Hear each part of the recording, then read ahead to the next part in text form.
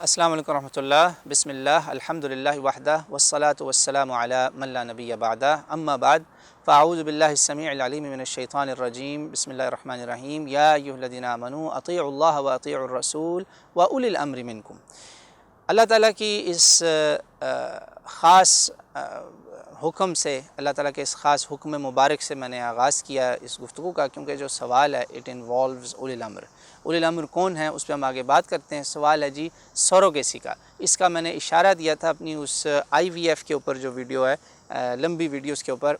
इस पर मैं बात करने से पहले अगेन रिक्वेस्ट करूँगा 18+ या बालिग प्लस, जो लोग भी बालिग हैं, बालिगा हैं, सिर्फ वो देखें इसको। बच्चे कोशिश करें जो इमेच्योर बच्चे जो है ना, गैर बालिग इस्लामी लिहाज से, आप समझते हैं शरन इस्लामी बालिग जो है ना, सिम्टम्स ना भी ज़ाहिर हुए हों, 15 का शरई बालिग होता है, वो 15+ जो है ना सुन लें। उससे 15 जो है ना उससे नीचे वाले प्लीज़ ना देखें इसको। ये खुली बातें, आपकी एज से बहुत आगे की बातें हैं। Even if you know I have done my job, आप एहतियात करें। सरोगेसी जी वो मामला है, इसमें कहा जाता है तरीक़ाकार ये होता है, ये IVF की समझे एक नई शक्ल निकल आई है।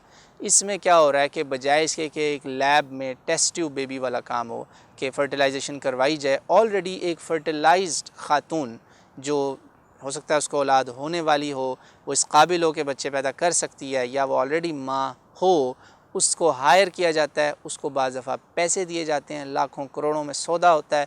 फिर उसके बाद ये भी किया जाता है कि उसके अंदर जब फर्टिलाइजेशन करवाई जाती है, यानी एक औरत को हायर किया, बिल्कुल जैसे एक दाई है, आया है, उसको हायर किया एक मेड की तरह बेचारी को, उसको कहा जी ये जो है ना शाहरुख खान साहब हैं और उनकी बीवी हैं, जी हाँ उन्होंने सरोगेसी की है।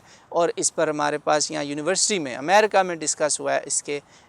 इसके साथ जुड़े हुए जो शरई और समाजी जराइम जो है ना, समाजी social crimes and ethical problems associated with it, उस पर हमारी डिस्कशन हुई है यहाँ पे spirituality, culture and health care के हमारे ग्रेजुएट प्रोग्राम के अंदर। आज से 4 साल पहले का मैं वाक़या बता रहा हूँ।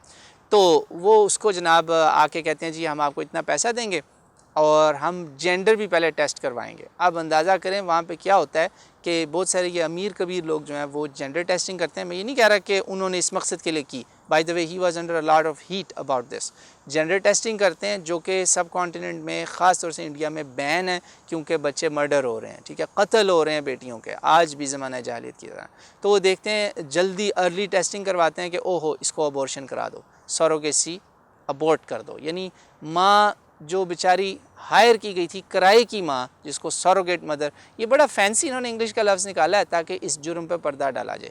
मैं इस काम को जुर्म नहीं कह रहा, मैं इसके पीछे इंटेंट को जुर्म कह रहा हूँ जो किस मकसद के लिए किया जा रहा है, ठीक है जी। शरई लिहाज से इसको हराम कहना बहुत मेरे हिसाब से सख्त काम होगा, क्योंकि मैंने डॉक्टरों के साथ इस पर कंसल्ट किया है, एथिकल डिबेट्स हमारी हुई हैं इसके ऊपर। मुस्लिम गैर मुस्लिम इस बात में मुत्तफ़िक़ हैं कि मेडिकल रीज़न्स, अगेन मुस्लिम और गैर मुस्लिम मुत्तफ़िक़ हैं, क्योंकि देखें किताबुल्लाह और सुन्नत रसूल इस पर ख़ामोश है। तो हमारे पास इसमें एक थोड़ा सा, वो कहते हैं ना, दरवाज़ा थोड़ा सा खुला है, लेवरेज है हमारे पास, लीव वे जिसे इंग्लिश में बोलते हैं, ठीक है ना। वो कहते हैं कि जो मुसलमान डॉक्टर्स हैं इल्मी तौर पर मुत्तकी भी हैं, नेक परहेज़गार भी, कहते हैं भाई मेडिकल अगर ज़रूरत है ना कि उनका नहीं खुद से हो रहा, तो उनको एक फ़र्टिलाइज़ जगह चाहिए, तो बजाय इसके कि वो लैब में रिस्क लें, ये उससे ज़्यादा सेफ़ होता है कंसिडरेबली। तो वो एक हेल्दी औरत जो है वो बन जाती है, समझें एक तरह से एक रहम मादर, माँ की तरह का रोल वो प्ले करती है। मगर बायोलॉजिकली क्रोमोसोम्स के हिसाब से, XY chromosomes, sperms and eggs के हिसाब से बायोलॉजिकली बच्चा किसका हुआ? उसका नहीं जिसने पैदा किया, बच्चा उसका है जिन्होंने ये चीज़ें दी, male and female, they are the biological parents, still वही पेरेंट्स रहते हैं। इससे आपका नस्ब भी नहीं बदलता। ये बिल्कुल समझे खातून एक रज़ात वाला काम कर रही है, जिसे वेट मदर इंग्लिश में कहते हैं। इसको आप यहाँ तक तो जायज़ कह सकते हैं कि इसमें मेडिकली अगर ज़रूरत है, नेसेसिटी है, फिर तो ठीक है।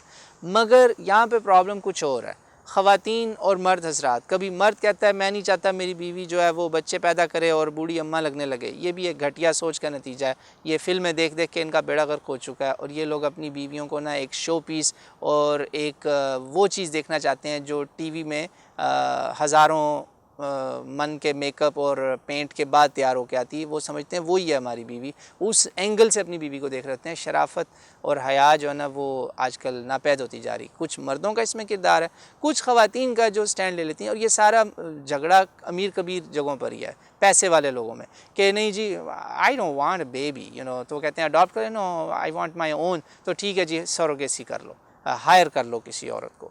तो अब मैं क्या इसमें कहूँ, तो इस पर मर्द हजरात को थोड़ा सा हया करनी पड़ेगी, ख़वातीन को भी अल्लाह से डरना पड़ेगा, ठीक है। अमीर लोगों के लिए मेरी बात है, इसमें कोई गरीब बेचारा तो अफोर्ड ही नहीं इस काम को कर सकता, ठीक है ना। लाखों करोड़ों का ये काम है और इसमें बहुत सारे एथिकल प्रॉब्लम्स भी हैं।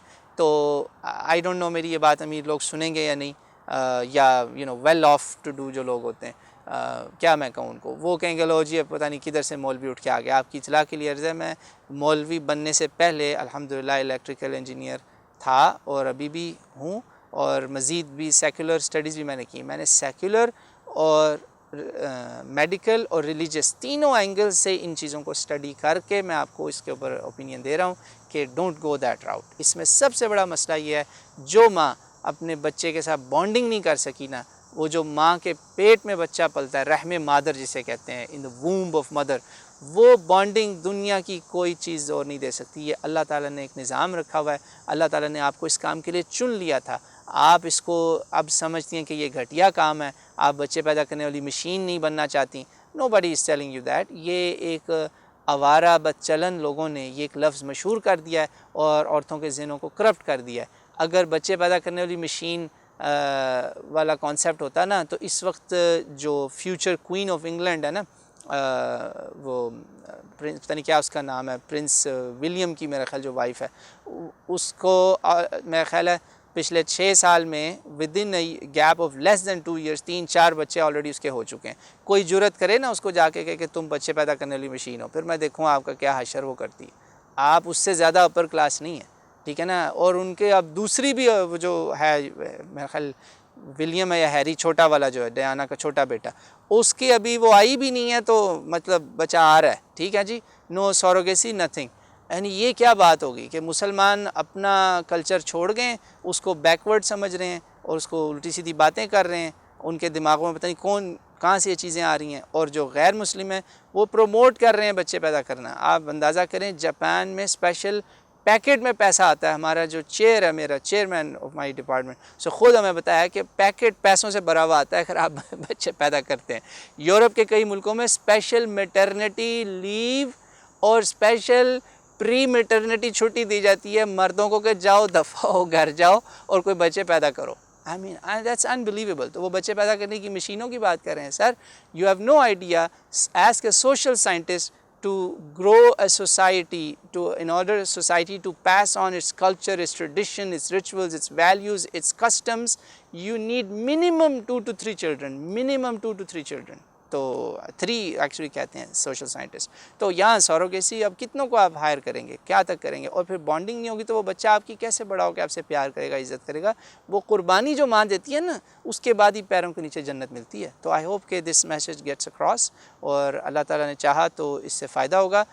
मेरी रिकमेंडेशन है, इस चीज़ को नापसंद ही करें, इस रास्ते पे मत जाएं, इसको लास्ट रिजॉर्ट रखें if there is a valid medical reason confirmed by a trustworthy honest doctor, have second, third, fourth opinion also, क्योंकि इसमें पैसे का धंधा है। उनको भी पता है कि इनके पास पैसा है, and they might try to make money off of you।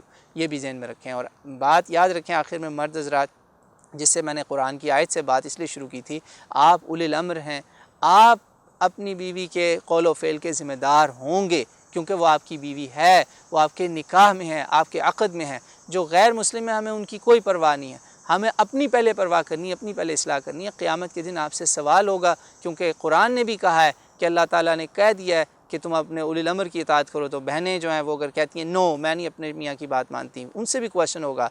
और शोहर से होगा, अल्लाह के नबी ने कहा है कि तुम क़यामत के दिन तुम बिल्कुल उस चरवाहर जो होता है ना, शेपर्ड हो, you are a shepherd of your family, your children, your wife, they are your responsibility, you have to bring the ends meal and you will be questioned about it. कुल्लुकुम राइन व कुल्लुकुम मसऊलुन अन रइयती। इसमें कोई झूठी बात नहीं है, सारी पक्की अल्लाह की किताब और पक्की सही सुन्नत रसूल से मैं आपको बातें बता रहा हूँ। अल्लाह करे कि ये किसी दिल पे असर कर जाएँ। वल्लाहु आलम।